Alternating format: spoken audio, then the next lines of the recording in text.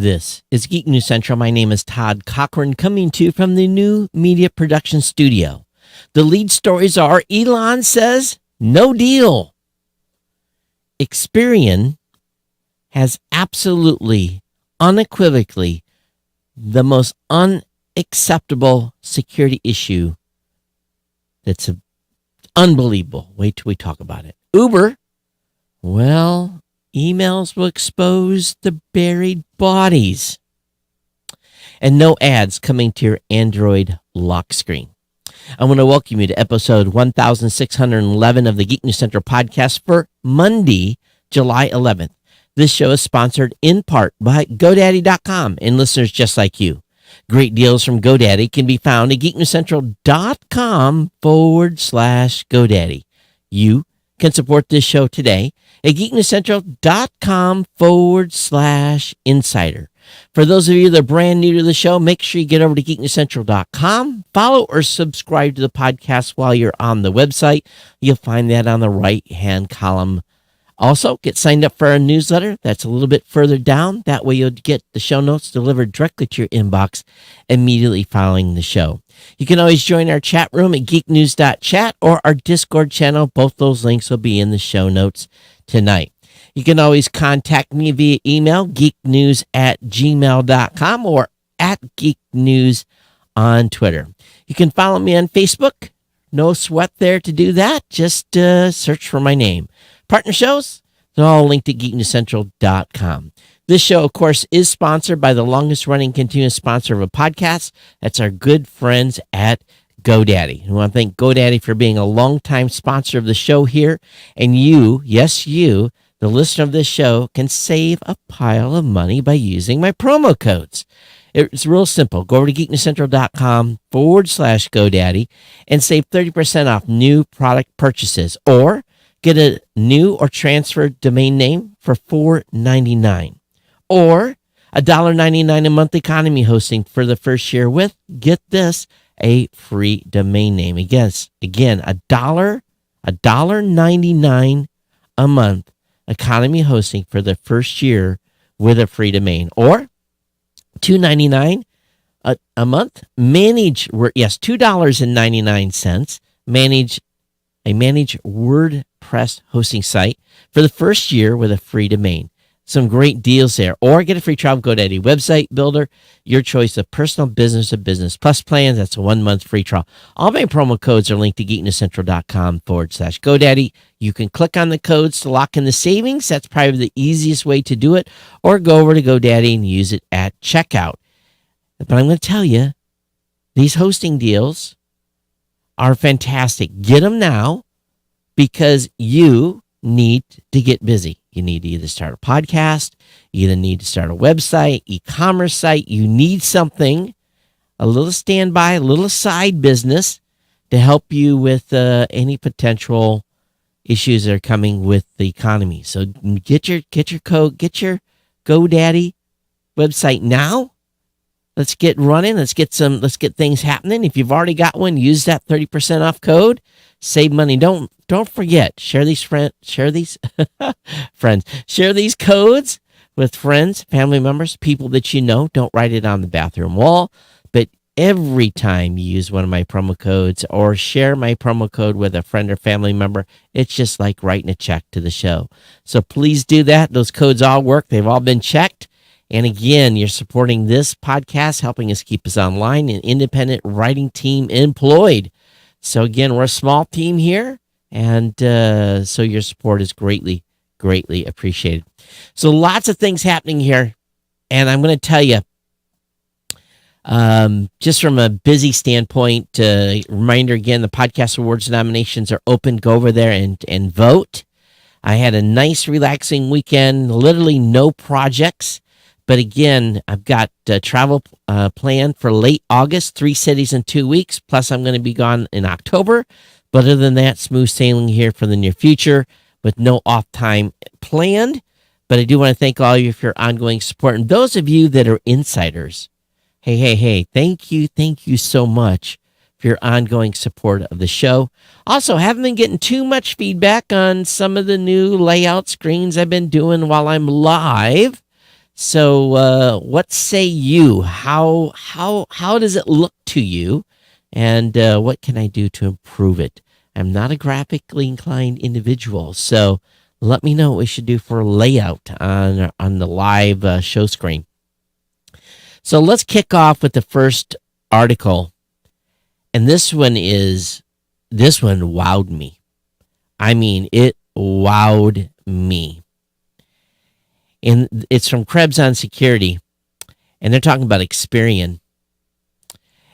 Well, twice in the past month, this website has heard from readers who've had their accounts at the Big Three credit bureau, Experian, hacked and updated with a new email address that wasn't theirs.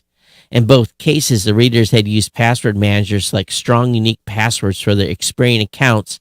Researchers suggest that identity thieves were able to hijack the account simply, yes, get this, simply by signing up for a new account using the victim's personal information and a different email address.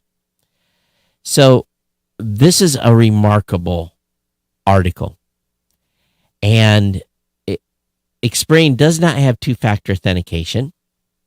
They do not send the original account owner an email when someone's trying to sign up for an account with the same social security number and a new email. It was amazing, and it was lucky this individual was able to go and call Experian, and the one that's account had been hacked, and go through a lengthy recovery process.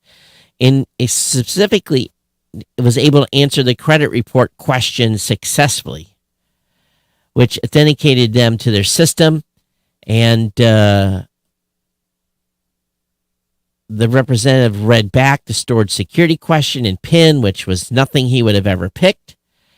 But this is bad.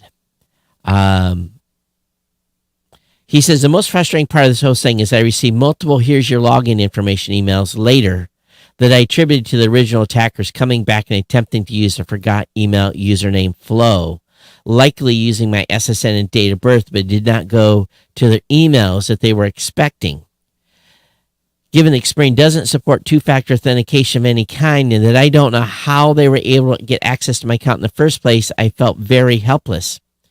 Another person, a musician, had the same thing happen.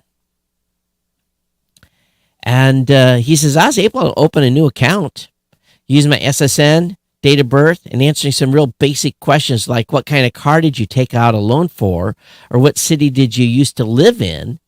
So some of that stuff was publicly available. Well, they both signed up for $25.99 a month service to have them more closely monitor their account. And he's pissed. He said, I'm paying him $26 a month for not having multi-factor authentication. Experian said, we believe those are isolated incidents. Well, Krebs on Security basically decided to replicate the experience, and guess what? They were able to do so. He said, after providing my social security, date of birth, and answering several multiple choice questions whose answers are derived most entirely from public records, Experian promptly changed the email address associated with my credit file.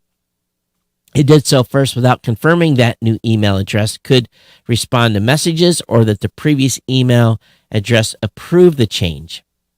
Experian system then sent an automated message, the original email address and file saying the account's email address had been changed. The only recourse Experian offered in the alert was to sign in or send an email to an Experian inbox that replies with a message, this email is no longer monitored. So after that, Experian prompted me to select a new secret question and answer as well as a new account PIN, effectively erasing the account's previously chosen PIN and recovery question. Once I changed the PIN and security question, the Experian site helpfully reminded me that I have a security freeze on the file and would I like to remove or temporarily lift the security freeze. So, how does Experian differ from the practices of Equifax and TransUnion? The other two big consumer credit reporting bureaus, one, Krebs on Security, tried to recreate an existing account at TransUnion Using my Social Security number, TransUnion rejected the application, though they already had an account, and prompted me to proceed through its lost password flow. The company also appears to send an email to the address on file asking to validate account changes. Likewise, trying to recreate an existing account at Equifax, use personal information tied to my existing account, prompts Equifax system to report that I already have an account and to use their password reset process. Now, Krebs has told people to do a security freeze on their credit, so that potential creditors can't pull your credit files. But what's going on here is this is allowing someone to get in and unlock that freeze. So we know that Experian's API was exposing credit scores of most Americans recently. And this is inexcusable by Experian. This is pretty bad, what's going on over there. And these folks, this business, is in charge of protecting our credit files. To me, this is pretty shocking and shows, in my opinion, negligence to protect consumer information in a big, big way. If this doesn't get their attention, nothing will. It's incredible. It really, really is. And again, in my opinion, this is absolute negligence on the Experian company, tech team, everything. It's simply remarkable. So be careful. Be careful out there. Let's move on to the next story. Elon Musk, well, this did not come as a surprise. He wants to terminate the $44 billion deal to buy Twitter. And he says the company hasn't provided necessary data and information he needs to make the necessary decisions on whether or not he can, basically, he's getting a deal. And of course, the two eyes don't see eye to eye. Now, this has escalated today into a very interesting, back and forth. First of all, Twitter hired a legal company to represent them, but Elon has been mocking them on their legal action and with memes. And this is hilarious. This guy doesn't care. He says in a tweet, they said I couldn't buy Twitter. Then they went and disclosed bot info. Now they want to force me to buy Twitter in court. And now they have to disclose bot info in court. So it shows him laughing, and then really laughing. So this looks like war. Then later, Musk tweeted a humorously doctored image of the actor and martial artist Chuck Norris looking confident as he plays chess with a single pawn against a complete set of pieces on the opposing side. So it's this just goes on and on and on where he's going. And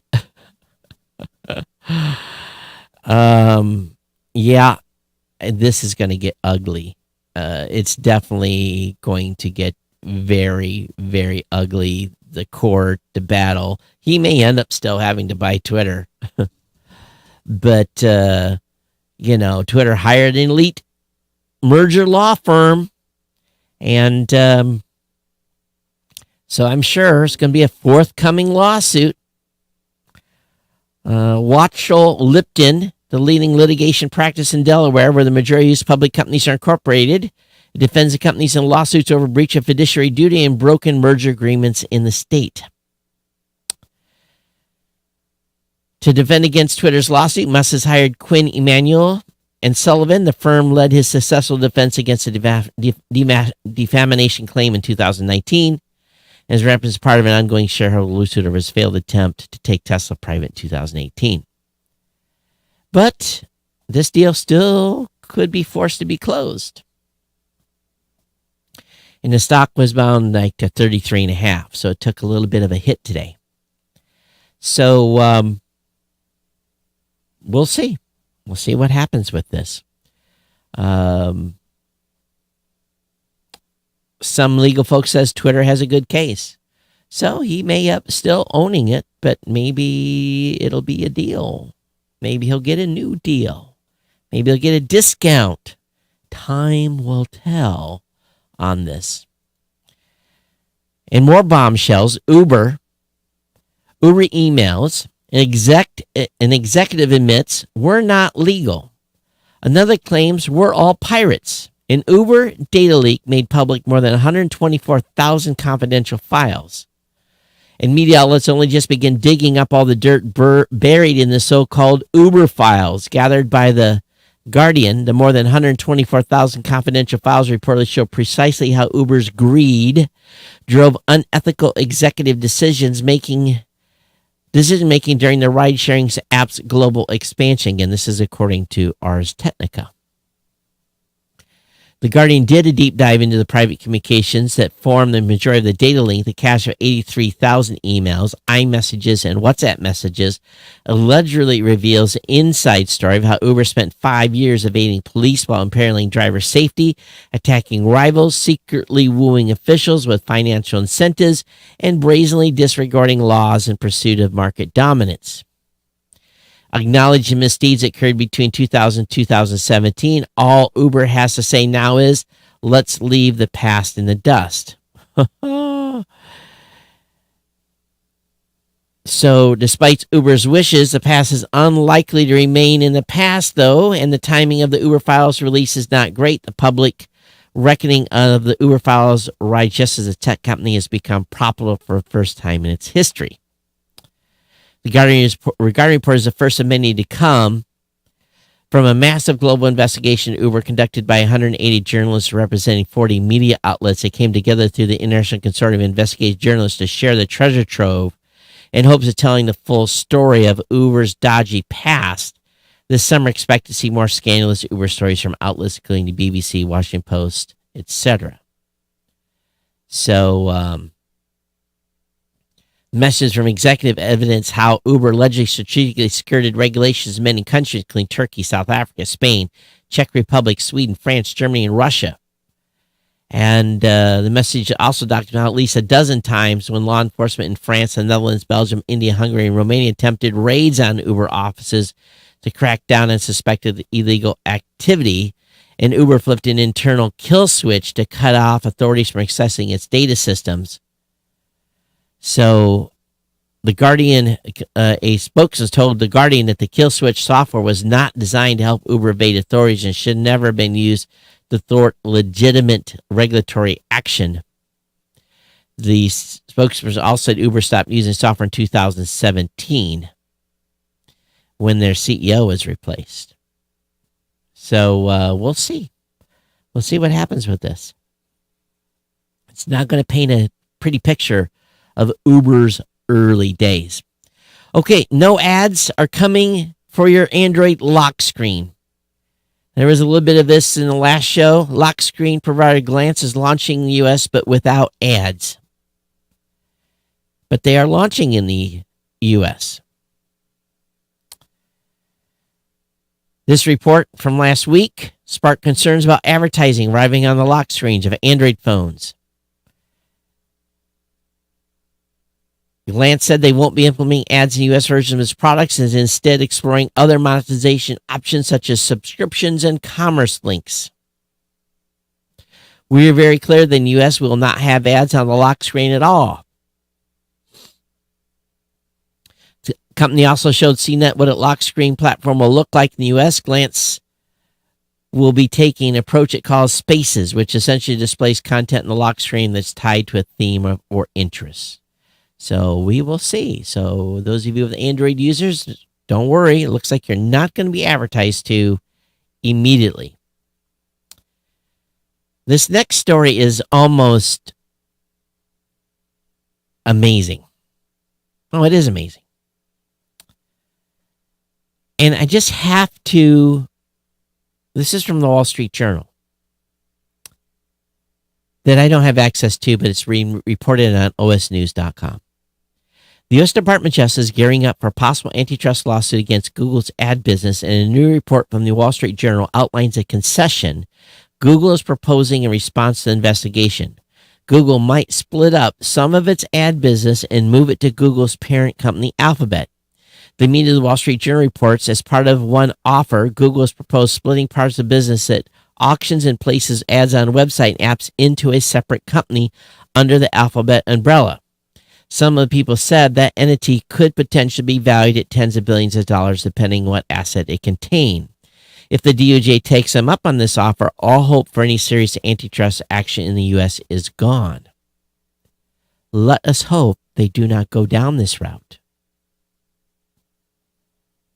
By just putting it as another shell company doesn't really change anything. So we will see where this leads. PayTalk. Have you heard about PayTalk? PayTalk promised to handle all sorts of payments with voice, but according to this article on Yahoo Finance, it has a long ways to go.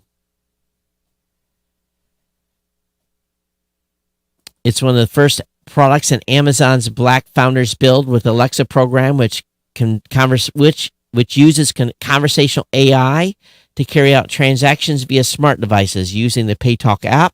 Users can do things like find a ride, order a meal, pay a bills, purchase tickets, and even apply for a loan.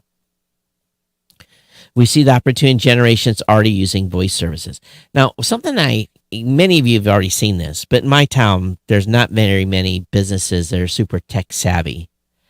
And I had dinner on Friday at a place that I don't normally eat at. When they brought my tab, there was a QR code on the tab that I could use Apple Pay to pay right on my phone. I was blown away.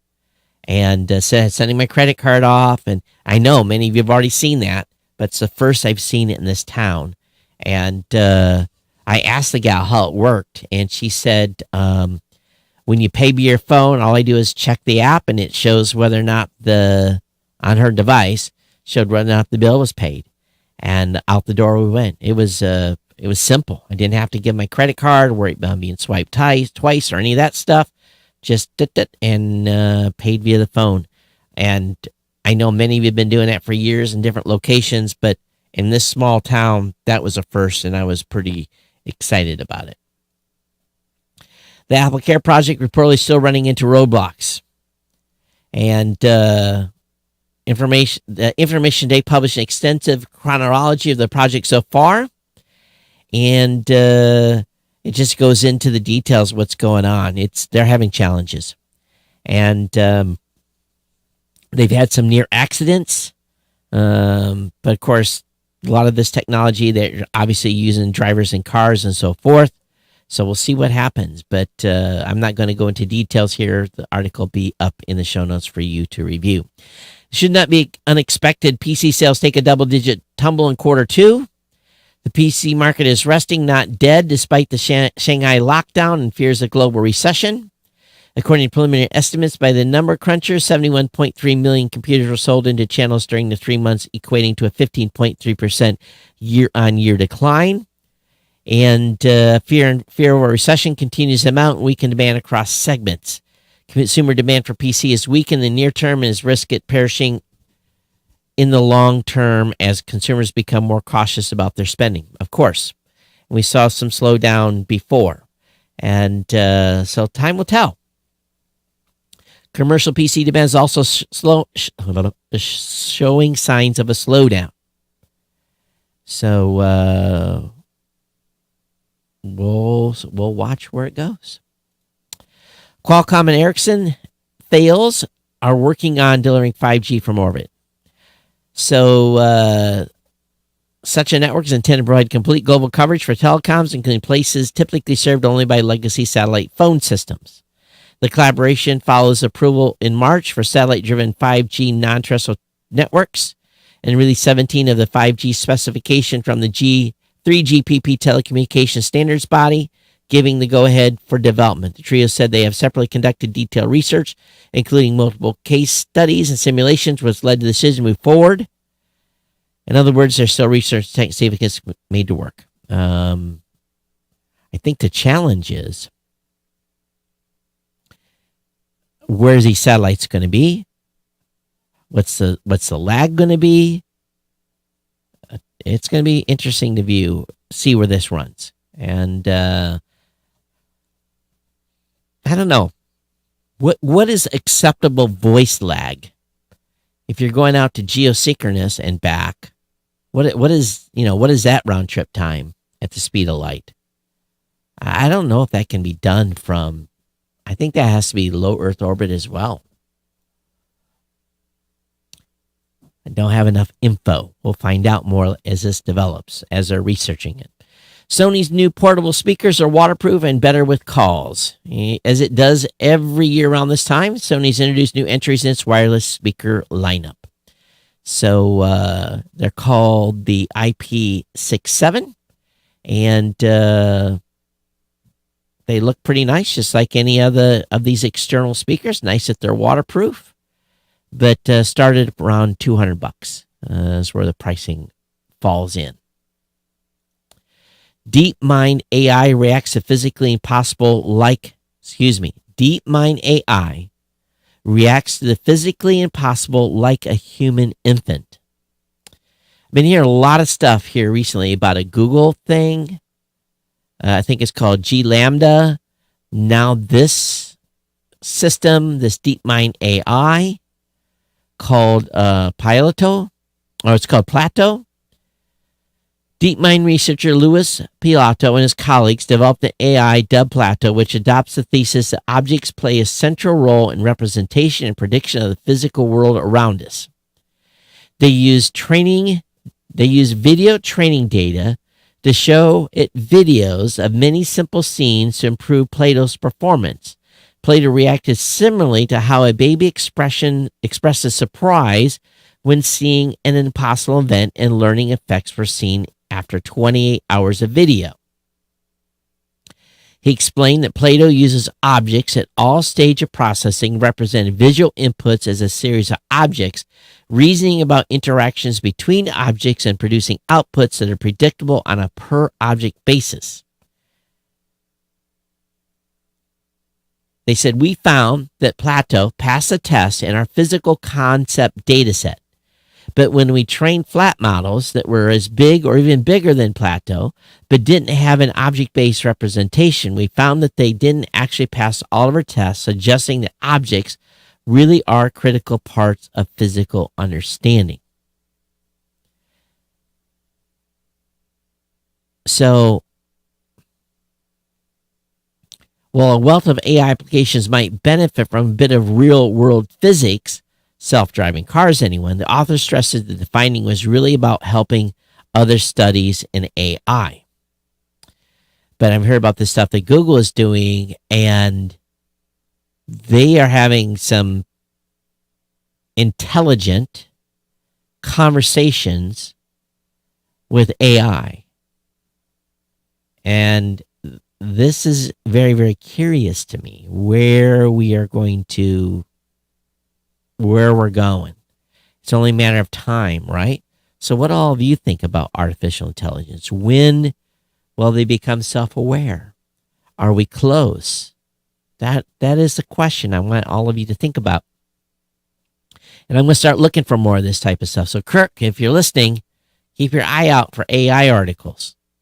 Some of the stuff there's not a lot of research that's being published on where they're at, because I think probably a lot of this is like in-house. I seen some stuff on some videos that were talking about it, but I'm sure that they're keeping all this information pretty close to the chest. Moving on, Apple iOS 16, Mac OS Ventura, and Watch OS 9 public betas are ready to download. The iPad OS 16 beta is out as well. And of course, we're a couple of months away from Apple officially roll out the next major versions. But if you are feeling frisky, you can go ahead and play around with these betas. No, thank you. I'm going to stay on solid ground for right now. But if any of you play with the beta, let me know how it goes. Now everyone can unmention themselves from Twitter threads. I like this a lot. I get added to stuff all the time that I don't want to be a part of a thread of. So Twitter's opening conversation, leaving the feature to everyone. Now all Twitter users will be able to use the service unmentioned. And you can leave an unwanted conversation on the platform. When used, it unleashes the user's handles from the Twitter thread, so they'll no longer be tagged in future tweets, and others won't be able to reply to them from the same thread. Though it won't prevent others from continuing to jump into the conversation, it will at least shield the person's replies and notifications. So very, very nice. And I'm looking forward to using this almost immediately. Rivian is reportedly plans to lay off around 5% of its workforce. The company has been growing too quickly in some areas, according to Bloomberg. So they're going to lay off some people. And while the company hasn't made a firm decision on mass job cuts, it may shed 5% of workers with a headcount of more 14,000. That equates to about 700 employees. As a reminder, the full supermoon in July will be the biggest and brightest moon of 2022. It's tomorrow. The 13th. Well, many of you are listening on the 12th. It's the 13th because the moon's going to be really close to the Earth. And it will be the biggest and brightest moon of the year. Also, don't forget, Amazon Prime Day starts tomorrow. So get your credit cards ready. This next one's going to blow me away. Starlink Maritime brings high-speed internet to yachts for just $5,000 per month. This is really bad news. This is bad news for small yacht owners that don't have big budgets. Sailboat owners, those type people that own small. I'm talking like 40-foot.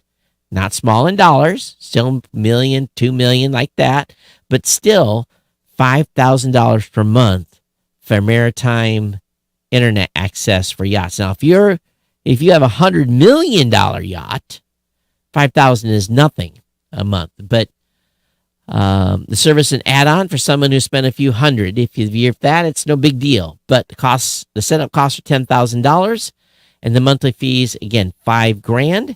On dry land, consumers pay up $5.99 for the dish, $110 for stationary, $135 for an RV. But they've got the bands listed here and where it's available. So it's basically right now only available in North America up to a small portion, in the United States and a little bit in Mexico up into about halfway through Canada. And that's where the band lays. And then again, in the southern hemisphere, the bottom half of Australia and of South America, and the very, very tip of Africa. So you're not, it's not everywhere, but that's an impressive number. $5,000 for Starlink on a yacht. That's a big, big, big, big number. I haven't been able to find any of the images yet, but the president unveiled the first James Webb Space Telescope today at 5 p.m. And I've been on NASA's website looking. Oh, here it is. Here it is. Holy cow, look at this image. I was looking for it earlier. The president released one of the James Webb Space Telescope's first images in a preview event at the White House in Washington, NASA in partnership with ESA. And the CSA released the full set of Webb's full-color images and spectrographic data during a televised broadcast beginning at 10:30 a.m. Tomorrow, on Tuesday, July 12th, from NASA's Goddard Space Flight Center, this first image from NASA's James Webb Telescope is the deepest and sharpest infrared image of the distant universe known to date, known as the Webb First Deep Field. This image of galaxy cluster SMAC 0723 is overflowing with details. Thousands of galaxies, including the faintest object ever observed in the infrared, have appeared in Webb's view for the first time. This slice of the vast universe covers a patch of sky approximately the size of a grain of sand. Now listen to this. Listen to this. Holy crap. This slice of the vast universe covers a patch of sky approximately the size of a grain of sand held at arm's length by someone on the ground. Are you kidding me? Are you kidding me? Ladies and gentlemen, this is incredible.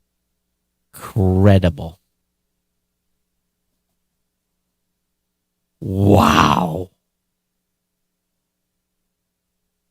We are in for an amazing treat as they narrow in and look at this. I am sure tomorrow at 10:30 Eastern, this live event is going to be amazing. I'm sure they're going to share a bunch. This picture is huge. This thing is huge. And if this is the equivalent of a grain of sand held at arm's length, they got a lot of work to do. They got a lot of space to cover. This is amazing. I'll have this link in the show notes. Oh my goodness. Go to nasa.gov. This is an amazing day. Holy smokes. All right. Wow. Wow me here close to the end of the show. And on a more interesting note, 8 richest tech leaders lost more than $250 billion in 2022. It's no secret that the stock market's down. 8 of the top 20 billionaires in the world earned their wealth through the tech sector. And the tech billionaires on the list earned their fortunes through industries including automotive, online retail, software, and social media. And 7 of these folks have a total net worth of $936 billion, but they have lost a pile of cash. Zuckerberg down 61. He's now ranked 17th. Larry Ellison is now down 18 million. He's down to 10th. Steve Ballmer is down 11 billion. He's 9th. The story goes on and on and on. Sergey Brin has lost 20.9 billion. He's down to 6th. I'm sure we're all crying for these folks, right? I'm sure we are. All right, folks, going to wrap the show up here. Let me double check and make sure there was no emails that come in. I got to go to the right email inbox. Is it that one right there? Nope. Got to go over here. I've got too many things opened up. Oh, it was that one. All right, so let me go down here, look for GNC comments. And, I got to we talked about that Ypsilanti streamer already, so I don't have nothing new for the email. You can comment on the show. It's very, very simple. geeknews@gmail.com. geeknews@gmail.com. You too can participate in this show by providing articles and submissions and things you find that you think are cool, and you can send them to that same email address. It's been my pleasure to bring you the podcast tonight, and of course I'll be back with you for another edition on Thursday. And love to hear your comments on what you think of the new video stuff I'm doing here, and suggestions and so forth. I've got a couple of ideas. I've been experimenting and looking at different sites and see what they're doing. So I'm kind of excited by all of that. All right, it's been my pleasure bringing the podcast. Everyone take care. Take care of each other. We'll see you next time. Take care. Bye-bye.